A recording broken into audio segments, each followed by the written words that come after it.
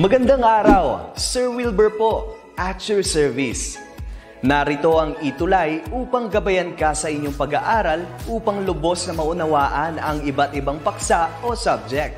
Ang ETUlay ay isang free online tutorial class na pinangungunahan ng DepEd Educational Technology Unit sa pamumuno ni Undersecretary Elaine Del P. Pascua.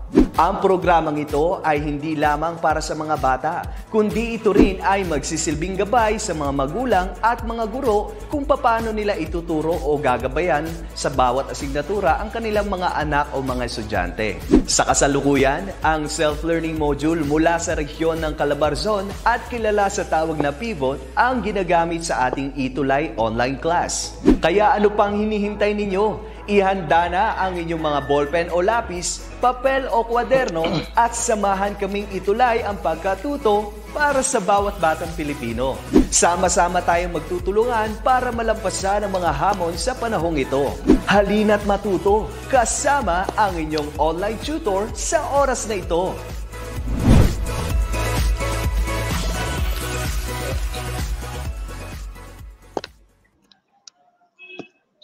Hello, good afternoon, grade 5 English learners. Welcome to our ETUlay online tutorial for the subject English 5. Kumusta po kayo, mga magulang, mga guro at magulang, di ba? And also to our dear learners, we are in the quarter 4, week 1, and our topic for this afternoon is using verbal and non-verbal cues in a TV broadcast. Ayan, may kinalaman sa television ang ating pag-uusapan this afternoon. So I am your tutor jester, the substitute tutor for Tutor Lilibet. Ayan, ako muna ang inyong mga kasama. Si Ms. Lilibet kasi may seminar or webinar at this moment, and we are live and loud from the different Facebook and YouTube account of the Department of Education. Okay, watching from San Antonio Elementary School, Makapagal, it's Cathy David de Vera, it's Clea Espiritu. Yeah, thank you po. And also, good afternoon to Alma, to Clea Odette Espiritu of San Antonio. Oy, thank you po. It's Clea Espiritu po. Yeah. Syrian, from, yes, the same as. And also, ang dami agad, nakakatuwa talaga. Watching from Lumban Central Elementary School in Lumban, Laguna, Graciel Joyce Butyo. Watching from Lubao, West District, SDO Pampanga, it's Annalisa Lapus. Thank you so much po. Okay, let's recall your previous lesson with the Tutor Lilibet last week or last week 8 of the third quarter. Let's try to answer this one. Okay, so here are the choices. Attracted, like, top floor, older, undecided, small, narrow, up, continued, and show. So let's fill in the blanks with the correct or the proper words from the choices inside the box. Delia and her friend Kylie were at the, ano ba yung opposite ng ground floor? So yung palang yung inyong topic with with Tutor Lilibet is the synonym and the antonym. We all synonym ay magkapareho mga words, and antonym naman yung opposite na words. So the opposite of ground floor is the top floor. Okay, of the shop. Next one, we got Delia wanted to buy a birthday present for her younger brother. So what do you think is the answer for this? It's indeed older. Ang kabaliktaran or opposite ng younger is older. You are correct, Jane Eric Galang. You are also correct, Clea Espiritu. Dan Castro. Hello, Jix. Nicholas Mendoza. Watching from Laokpao Elementary School. Lourdes Laokpao Elementary School. It's Jackie Bautista Isip. Thank you po. Ayan. You're also correct, Annalisa, Shira, Jix, James, Annalisa. Watching from Baruya Elementary School, 5 Mulabe, Lubao West District. From SDO Pampanga, it's Crishaline T. Laksino. Hello, Crishaline. Okay, next. The shop was rather blank. Wide. So what do you think is the answer for this? The opposite of wide is narrow. Pag sinabi natin wide, malawak. Kapag narrow naman, maliit lang yung space. Di ba? Okay. Next. Number 4. The girls stopped or blank going around the shop. The answer for that is continued. The girls continued going around the shop. All right. Next, Delia was blank, decided as to what to get for her brother. What's the opposite of decided? It's undecided. Who got the correct answer? Oy, James Cruz, tama ang sagot. Carlo Mariano. Ang arte, no? Carlo Mariano, thank you. James Cruz, Shira Pamintuan, Rian, Jix, Clea, Krishaline, Carlo, thank you po. Yeah, next one. As they were walking down, excuse me, touching at some blanket. For number 7 is big. So for number 6, down, the opposite of down is up. And the opposite of number 7, big, is small. Small mugs on the cabinet. Something distracted. That's the opposite of distract. Attracted her attention. It was a blue mug with pictures of spacecraft on it. Tama ang kasagutan mo, April Joy, James, Maricar, Jix, Kevin. We also have Alexa. Very good, ah. Kevin. Ulit. It's Jix, James, Maricar, Arian, Alexa, watching from Santo Tomas Elementary School, 5 Aguinaldo. It's Alexa P. Domingo. Thank you. Next, continue. It was a blue mug with pictures of spacecraft on it. Brother will surely dislike. The opposite of dislike is like. Yan. Delia thought to herself. Delia turned to hide. What is the opposite of hide? For number 10. Delia turned to blank her friend Kylie the gift she had for her brother. It's show. The opposite of hide is show. So let's have these words. Top, then ground floor. Older, then younger. Narrow, wide. Okay. Up, down. Small, big. Attracted, distracted. Like, dislike. Show, hide. All right. Hope you've learned something about it. That was noong third grading na lesson natin. Now, let's proceed naman tayo sa quarter 4, week 1. And here is your objectives using verbal and non-verbal cues in a TV broadcast. You are to infer your target audience and infer purposes of the visual media. Now, let's take a look on our picture here. This is an example of a TV live broadcast studio. Who among you here wants to work in a television show? Yung mga live na television show, mga news report, yung mga magsabi na tayo ng mga ng mga tao dito, ng mga names ng mga news programs like 24 Oras, TV Patrol, yung mga live shows, ano pa ba? Live or kahit hindi live. Itbulaga. Yan. Showtime. Ano pa ba? Happy Time. Yan. Diba? As you can see, dito sa picture natin, meron tayong host or yung ating news presenters or news anchors.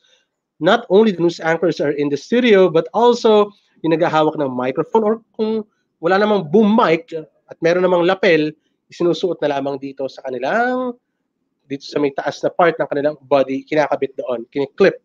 And also the cameraman. And behind this, aside from cameraman, and also the anchor, the one who holds the mic, there is the director. Uy, tama ka, you're right, Banana Sunday. Sir Tutor RJ, thank you po. Kanina pa 140, di ba? Grade 5, SPJ Love from Sorsogon East Central School. Banana Sunday, you are right. Ano pa ba? Marami pa. Okay. Watching from Davao de Oro, it's Judith Serrano. Going back, class, aside from these people, meron tayong tinatawag na director. And or, yung lagi naka-headset, floor manager or floor director. They give command sa ating mga presenters para gawin nila yung dapat nilang gawin in front of the camera. Okay? All right. All right. Now, here is the control room. As you can see in our control room, there are lots of monitors or televisions. Yan. Dito natin, ano, naka-live broadcast doon or nandun yung preview. Dito sa, kita nyo naman ang araw ko, di ba? Naka-preview dito. Tapos ito mga, siguro, kung hindi ko nagkakamali, class ha, at for sure, tama talaga sa Tutor Jester. Ito yung camera 1, camera 2, camera 3, camera 4. Then, ito naman yung natawag natin mga buttons. Parang, kumbaga, pwede nyung pindutin ng director, o we are live. Pipindutin lang niya dyan yung live button or yung extra button or whatsoever. Hindi lang kita dyan, hindi lang hagip yung microphone. Later, ito. Ayan. Mamaya, meron tayong picture na mayroong microphone. At nandun din yung director. Another example of control room. As you can see, there are lots of monitors. Dito nakaupo. Talaga, nakapwesto ang director sa harapan. Ayan. And of course, there is a clock para ma-monitor yung time. Yung overlap na ba or what? Okay? All right. Whenever you watch TV for news broadcast, what do you observe about the presenters or broadcasters? Ano ba yung usually napapansin ninyo sa kanila? Minsan, hindi nakaharap sa camera, di ba? Sala. Minsan, di ba? Do they make you understand the news clearly and effectively?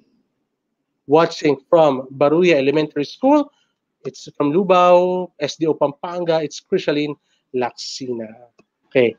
So, di ba, we notice those kind of things. Minsan, di ba, may mga irregularities. Ano? That's why meron tayong tinatawag, again, na floor directors or floor managers, and they're simply the directors for them to view this news presenters or TV host. Kung okay na ba o start na ba yung ating program, naka-live na ba tayo. Okay? Thank you so much, Tutor Jet. Television is one of the most powerful tools in communicating information, especially in news broadcasting. That is really true. And aside from television nowadays, meron tayong social media. Somehow, class, di ba, yung mga TV shows can be seen or watched also in our different social media accounts like TikTok, Facebook, and YouTube. Pero, yun pa rin talaga, television is really the most powerful tools. Especially in mga early 2000s and below or pababa. Pero ngayon, nakatalo na siya ng mga social media accounts natin ng ating mga cellular phones. Nasa mo yung tablet ko. Ayan. Kasi in our cellular phones, nandito na actually lahat. The clock, can serve as a TV pa din, mga social media, nandito na din. And also, you are right, a radio. Tama ka din dyan, James Cruz. Entertaining as well. Now, TV news broadcast is considered the most frequent and trusted source of information. Tulad ng TV Patrol, nakatutok 24 oras. 24 oras. Ano pa ba? PTV News. There are lots, napakadami talaga. TV news broadcast is indeed considered the most frequent and the trusted source of information. Kaya naman, class, aside from mga legitimate social media pages natin sa Facebook and Twitter, yung mga legit na yan, kapag nanood ka ng TV news, talagang legitimate yan. Walang fake news na tinatawag. Okay? Alright. Communication is simply the act of transferring information from one place to another. Communications can be spoken or verbal communication. Pwedeng face-to-face, ayan. Telephone, hello, ayan. Radio, television, and other media or non-verbal communication. Aside from which, ang form din ng communication ay through body language, kung ano yung ginagalaw ng ating katawan. Somehow, it will be observed and noticed and understood by people whom we want to interact. O yung mga katapat natin, ano, o yung katabi natin. Kahit hindi, even though we are not speaking because we are just having a body language or gestures or whatsoever, yeah, like this, our audience or yung people beside us can understand what we mean and even how we dress or act our scent. Okay? So, importante talaga yung mga body gestures natin. Communication also is simply the act of transferring information from one place to another. Nabanggit ko na kanina. Can be spoken or verbal communication, face-to-face, telephone, radio, television, and ito, importante, ang ating non-verbal communication or body language gestures. You're correct. Sa balita po kasi hindi nila inahaluan ang opinion. Christian, thank you so much. Okay, I will try to read all of your answers, your queries later on. Now, let's have it one by one. Let's go to the main topic. The verbal cues used in television broadcast. Meron tayong mga tinatawag na verbal and non-verbal cues. Unahin natin ang verbal cues. This is used, or should I say, this is acted out, or I mean, stated or said by the director in the control room kapag naka-live or nagre-record sila. And as you notice, sa control room, ito yung director, yung girl, yung lady. Tapos meron siyang kaharap na screen, yung monitor.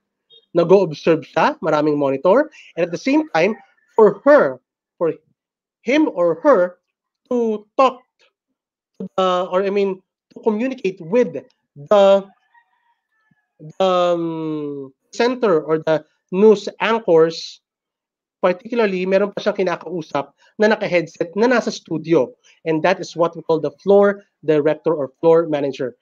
And by that, nagsasalita itong si director ng kanyang nais sabihin para maging maayos ang kanilang program. Example of which are standby. Standby. Oh, sasabihin niya standby sa floor director. Kasi yung floor director naman, sasabihin niya to sa audience or sa maaaring dun sa presenter or sa host or sa news anchors. Speed up. Ayan. Okay. Stretch or slow down. Patagalin daw. Kasi marami pang time. Ad-lib. Keep talking on time. Cue. When you say cue, go. Start. Come closer. Lumapit daw ng bahagya. Sa camera. Go back. 30 seconds. And we will try to 30 seconds or 15 seconds, we will start our program. We will start our recording of our TV show. Can be. And also, 4-minute countdown. 4-minute countdown, we are on live. I remember, nung nasa showtime ako, nung nanonood kami as a studio audience, sabi nila, 4-minute and we will be on air. Sabi ng floor director. Ayan. You are in camera. Cut. Okay. Now let's have the gestures or the non-verbal cues used in television broadcast. What do you think? It's the first picture natin. Ano sa tingin nyo yung nasa first picture natin? Watching from, batiin muna natin. Yan. Correct, Krishaline. They speak clearly po. Thank you po. Ayan. From Baruya Elementary School, 5 Mulabe in Pampanga, si Taxina. Thank you. Okay. All right. Naka-headphone yung ating floor director. Yan. At may sinasabi, actually hindi sinasabi may action or gesture siyang sinasabi. Let's have it one by one. In this first picture, parang nakapanumpa. This is standby. Yan. Standby. Next picture, standby daw, wag na maingay. Audience, standby. Okay. O kunyari mga news anchors, wag na magdaldalan. Just standby. Focus on your script. Like that. Correct, Krishaline. Hand sign, yeah. Speed up. O, bilisan daw. Medyo mabagal daw magsalita. Or speed up. Bilisan. Paubos na yung oras. We need to finish the topic. Like that. Correct. Standby on cue. Or speed up. Next. Okay. That's good. Okay. Okay. Next. It's stretch or slow down. Bagalan. Okay, correct. So we got first is standby. Next is speed up. Third is okay. And fourth, stretch or slow down. Before we continue to the next slide, I just want to say good afternoon to Carlo Mariano, Lenzo Rivera, and grade 4 Jupiter watching from Kalulut Integrated School. It's Lebron, Kyrie. You may also, grade 5 learners, you may also comment down or type in your school para naman ma-acknowledge ni Tutor Jester, ha? Wala muna po si Tutor Lilibet. Ako muna, baka nagulat kayo. Tutor Lilibet has a virtual meetup at the moment. Kaya si Tutor Jester muna nakakasama ninyo. Lisa Lapus, thank you. Kevin Neal, thank you po. To Mark Wayne, Jane Erica, Carlo Mariano. And who knows, someday you will become a television personality or even a production team then. Someday, maging floor director or even a director ng isang TV show or writer na din, di ba? Okay, next slide. So what do you think? In this one, may arrow. Okay. It is talking. Diretso lang. Diretso lang daw. Okay, next. It's like this. On time. You're good. You finished on time. This one. It's cut. And we're done. We're finished. Yung mga panagsushoot dyan, di ba? Watching from 5 Makapagal in San Antonio Elementary School, Stephen Pasion. Rasley Herrera, good afternoon. Our TV Patrol Lucena from Tutor Jet. Ayan. Watching from Baliwag North Central School, Gladiola Lilen Flores Dinos. And for our fourth picture, come closer. You are not seen on the camera. Medyo malayo. Lapit ka daw. Di ba? Okay. Next. We got go back. Atras. Ito naman, stop. Don't move. Sabi ng floor director, enough in doing unnecessary movement kasi masama sa camera. Watching from Rizal Elementary School, James Cruz. Watching from Senator Claro M. Recto Memorial Integrated School in Lipa City, it's Dan Castro. Good afternoon also to Tutor RJ. Basta kilala kong TV personality, I see Sir RJ Calaguas. All right, thank you po. All right, so this one, it's 30 seconds. You need to speed up. You need to make it fast. Next, 15 seconds naman. Kapag 30 seconds, ganito lang. In 15 seconds, parang medyo galit na yata. Ano? Matatapos na tayo. Okay. Sorsogon, East Central School, it's Clyde Magdamit. Watching from Rizal Elementary School, Cruz James. Salamat. What about this one? 4. Naka-4 siya. It's 4-minute countdown and we are about to begin. And this one, ano kaya? This floor director is pointing, is airing to the camera. So what do you think? Watching from Siniguelasan Elementary School in Bacoor City, it's Jane Erica Galang. It's indeed a 4-minute countdown. Tama ba? No. It's you are in a camera. Tama ka doon kanina, 4-minute countdown. Jane Erica, you're also right. Macbayan Leonor. Thank you, very active and participative. Kahit nagbibinataan o nagdadalaga ang ating mga students, they are still active and participative when it comes to learning. Ano? Hindi nahihiya magsagot, mag-type ng comment nila sa ating ETUlay online tutorial. Very good. Yes, you are in camera. Wag daw, kung nagkakamali class, if you are like that, if you are been appointed by the floor director, like you are in a camera, meaning you as a presenter or TV host should not do unnecessary movement. Wag na daw umibo, wag na daw gumawa ng mga hindi naman kailangan ng mga movement because you are in a camera and we are about to begin our TV show. Correct. Rachel, Amiel, Richelin, Shira, Natasha, Rabia. Oy, hello Rabia. Rabia Mateo, good afternoon. Kevin, Macbayan, Jane, Natasha, Clyde, good afternoon. Correct, Rachel. All right. Now let's have this activity. Directions. Use the appropriate verbal or non-verbal cues in the following television broadcast situation. Choose your answer from the given choices cues used in a television broadcast. Okay. Thank you so much, Paul. All right, number one. Wait, we have the choices. 30 seconds. Stand by. You are in camera. What do you think is the answer for number one? The director signals the anchor to look at the camera. It's indeed what? You are correct. Indeed, it's you are in camera. You are correct. Jola Lilen, Shira Pintuan, Crucialin, Dan Castro. Correct. Number two. Number two. The director wants everybody in the set to in 1 minute. It's standby. For number two, standby. Yeah. Mark Edward, Sir Neil, thank you so much. Please watch Sir Neil in his RBI program in Dallas Elementary School Facebook page.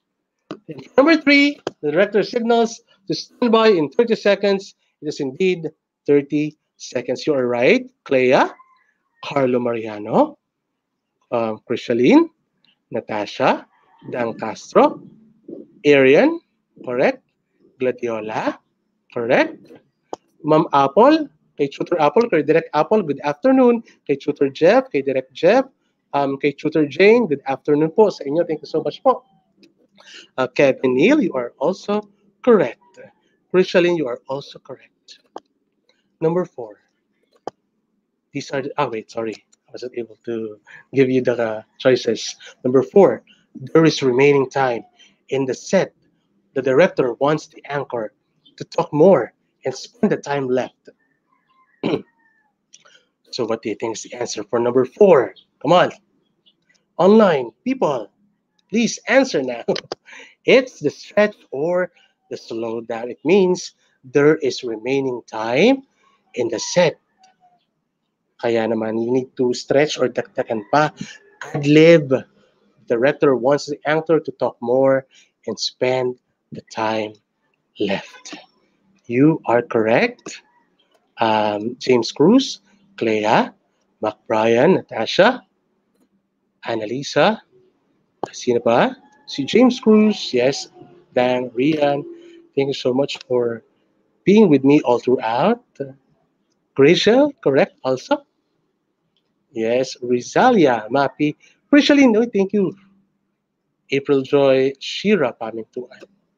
This means over, tapos na. Cut the show, and it is finished. So it's indeed cut. You are correct, April Joy. You are correct, Carlo, Amiel, Jane, Shira, James Bruce, Lenzo, very good. Clea, very good. Mac Brian, Tutor Jet, very active and participative. Not only the students, not only the teachers, but also the parents. Nakakataba talaga ng puso. Correct, Gladiola. Athena. There you go. Now, let's have identify the nonverbal cues used in a television broadcast. Balikan natin yung kanina nating activity. Let's have a review. Okay? Okay, so what do you think is the answer? I will give you a minute to comment down your answers. Come on. Okay. Oy, watching from Butong Elementary School. Kian Sara, maraming salamat. Watching from Cavite Elementary School. Thank you po. Ang dami talaga ng ating mga grade 4 learners. Very active and really participative in our ETUlay online session. Thank you. And please share this video para mas madaming learnings ating mga learners from different parts of the world, I mean the country rather, para maabot, ma-reach ang mga learners from different parts of our country in Luzon, Visayas, and in Mindanao. So number one, it's stand by. You're correct. Carlo Mariano, Brian, April Joy, Krishaline. Tama ka. You're also correct. Rachel, Ariel, James Cruz. This one, the second picture, it's the speed up. Kailangan bilisan daw. Okay. Excuse me.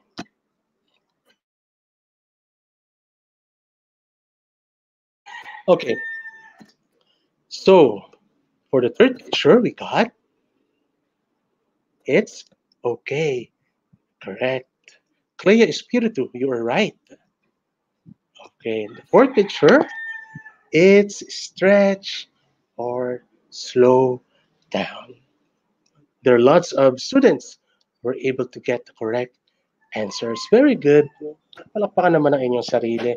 For sure, your teachers are really happy at this moment because they are seeing you commenting, answering in our session. Despite the pandemic, we are finding ways for education. Thank you po.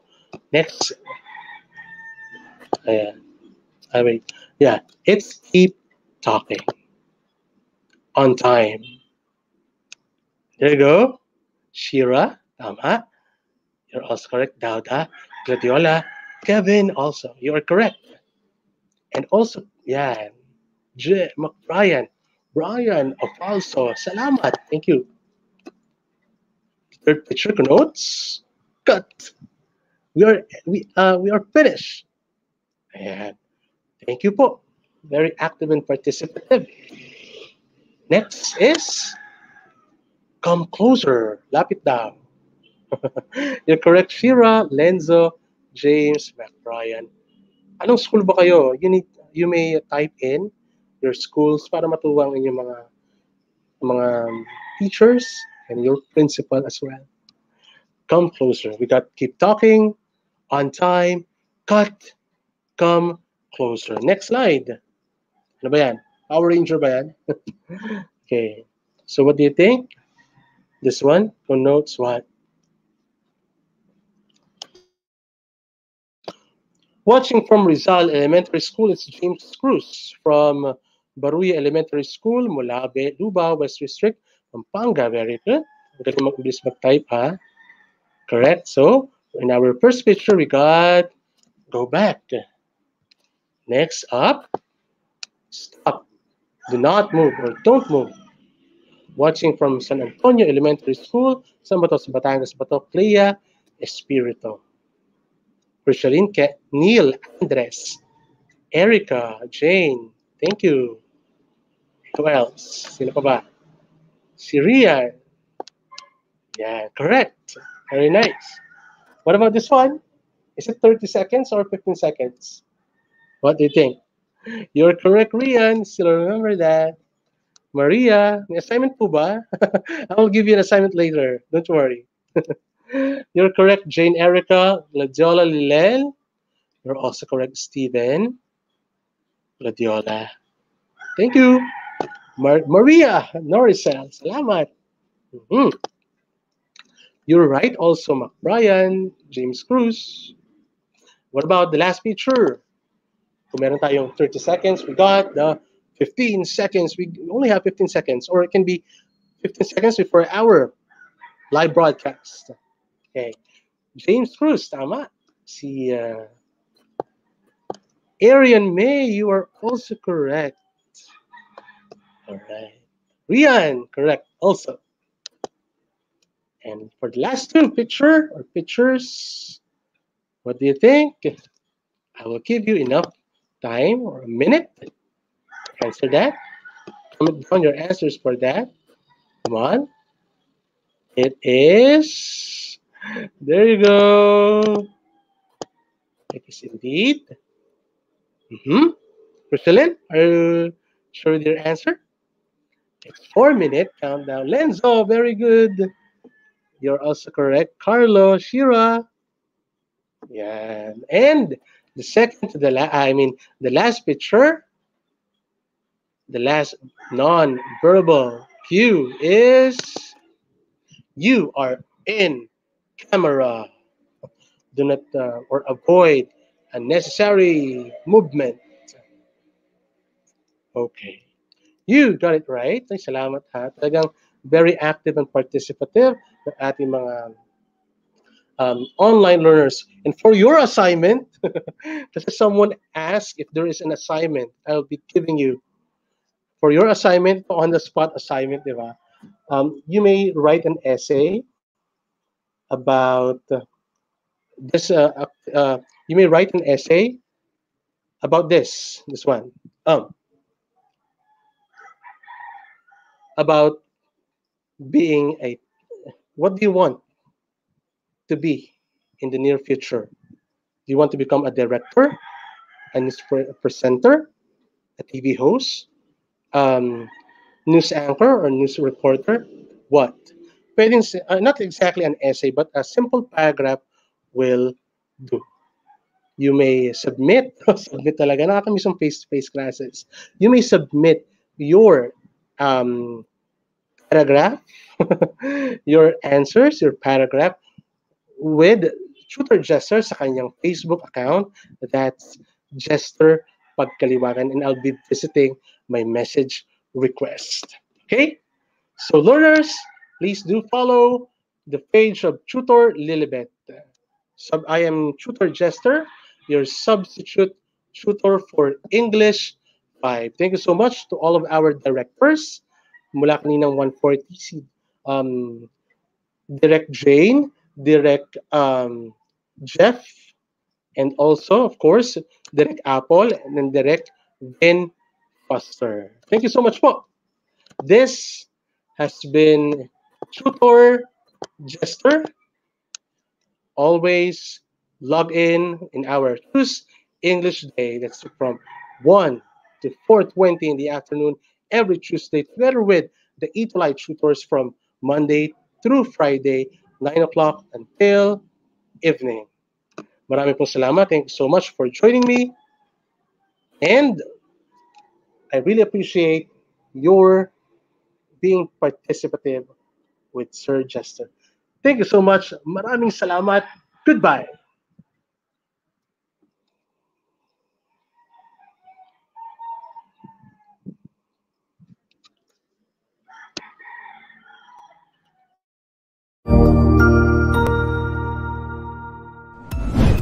Sigurado ako na marami ka na namang natutuhan sa ating ETUlay tutorial session ngayong araw.